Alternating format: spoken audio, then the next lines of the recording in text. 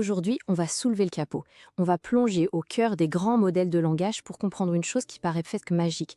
Comment une machine arrive-t-elle à assembler des mots d'une manière si convaincante? Lisez bien cette phrase. Ça sonne bien, non? C'est le genre de citation qu'on pourrait trouver dans une encyclopédie ou un documentaire.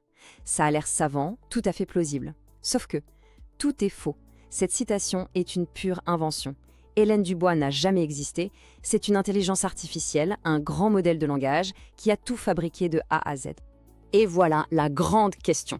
Comment une machine qui n'a ni conscience ni émotion peut-elle générer un texte qui a l'air si humain? Pour le comprendre, on va devoir décomposer tout le processus, vraiment couche par couche. Allez, on plonge dedans. La toute première étape, la plus fondamentale, c'est une sorte de traduction. Il faut absolument convertir notre langage, si riche et plein de nuances, en quelque chose qu'un ordinateur peut enfin comprendre. Des maths. C'est le problème de base. Pour un ordinateur, des mots comme symphonie ou cosmos ne sont que des suites de lettres vides de sens. Le premier défi, c'est donc de leur donner une signification, mais sous une forme purement numérique. Alors, comment on fait? Eh bien, tout commence avec ce qu'on appelle la tokenisation. Comme on le voit ici, la phrase est simplement découpée en petits morceaux qu'on appelle des tokens. Ça peut être des mots entiers ou parfois juste des bouts de mots. C'est la première étape pour que le langage devienne, disons, digeste pour la machine. Et c'est là que ça devient fascinant. Chaque petit token est ensuite transformé en ce qu'on appelle un embedding. C'est une très longue liste de nombres, un vecteur. Mais attention, ces nombres ne sont pas choisis au hasard. Ils capturent l'essence, le sens du mot. Grâce à ça, des mots comme roi et reine ou marcher et courir vont avoir des listes de nombres qui sont mathématiquement proches. C'est comme ça que le modèle commence à comprendre, pas les mots eux-mêmes, mais les relations entre les concepts. Bon, nos mots sont devenus des chiffres. Et maintenant, il faut une machine, une architecture capable de jongler avec tous ces chiffres de manière intelligente. Et c'est là qu'intervient une innovation qui a littéralement tout changé dans le domaine. Cette innovation, c'est le transformer. Avant, les modèles avaient un gros problème. Ils oubliaient le début d'une phrase longue au moment d'en écrire la fin. Le transformer a tout changé, car il est capable de regarder tous les mots d'un texte en même temps et de décider lesquels sont les plus importants pour la suite. Et voilà à quoi ça ressemble de l'intérieur, la salle des machines. À gauche, on voit ces fameux schémas d'attention, qui montrent comment le modèle peut se concentrer sur différentes parties du texte.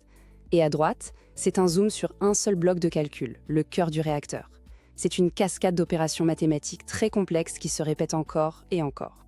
Le secret du transformer, c'est ce qu'on appelle le mécanisme d'auto-attention.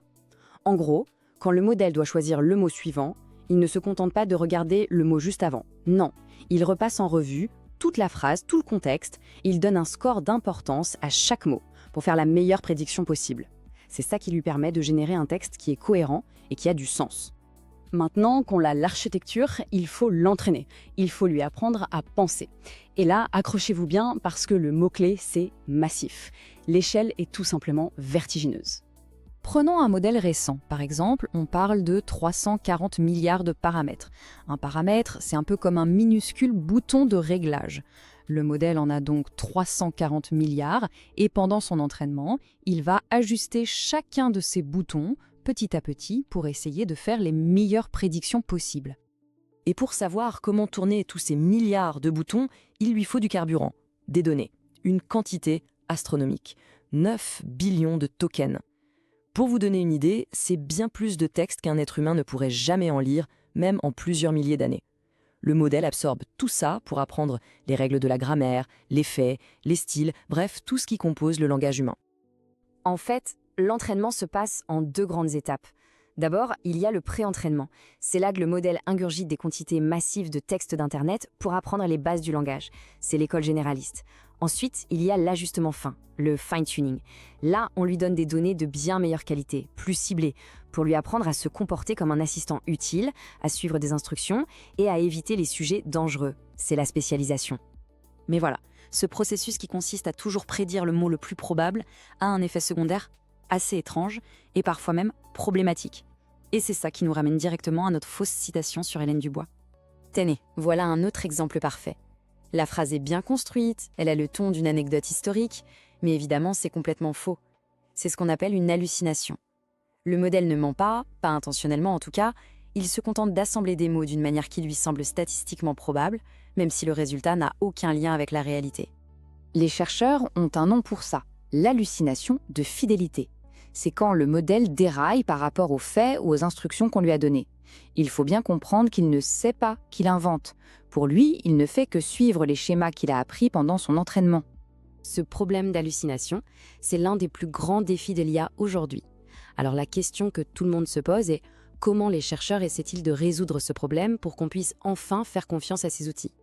Il y a plusieurs stratégies sur la table. Ça va de la solution la plus évidente, c'est-à-dire mieux nettoyer les données d'entraînement, à des techniques beaucoup plus subtiles. Par exemple, on essaye d'apprendre au modèle à reconnaître les limites de ses propres connaissances et à simplement admettre quand il ne sait pas. Ou encore, à estimer son propre niveau de certitude avant de donner une réponse. Cette image illustre parfaitement l'une des solutions les plus prometteuses du moment. L'idée est assez simple. Au lieu de laisser l'IA puiser uniquement dans sa mémoire interne, qui est statique, on lui donne des outils. Par exemple, un accès à un moteur de recherche. Comme ça, avant de répondre, il peut aller vérifier les faits en temps réel. C'est une approche qui permet d'ancrer ses réponses dans des informations vérifiables. Au final, l'objectif est clair. Il s'agit de transformer ces modèles, qui sont de simples générateurs de textes plausibles, en de véritables assistants de connaissances.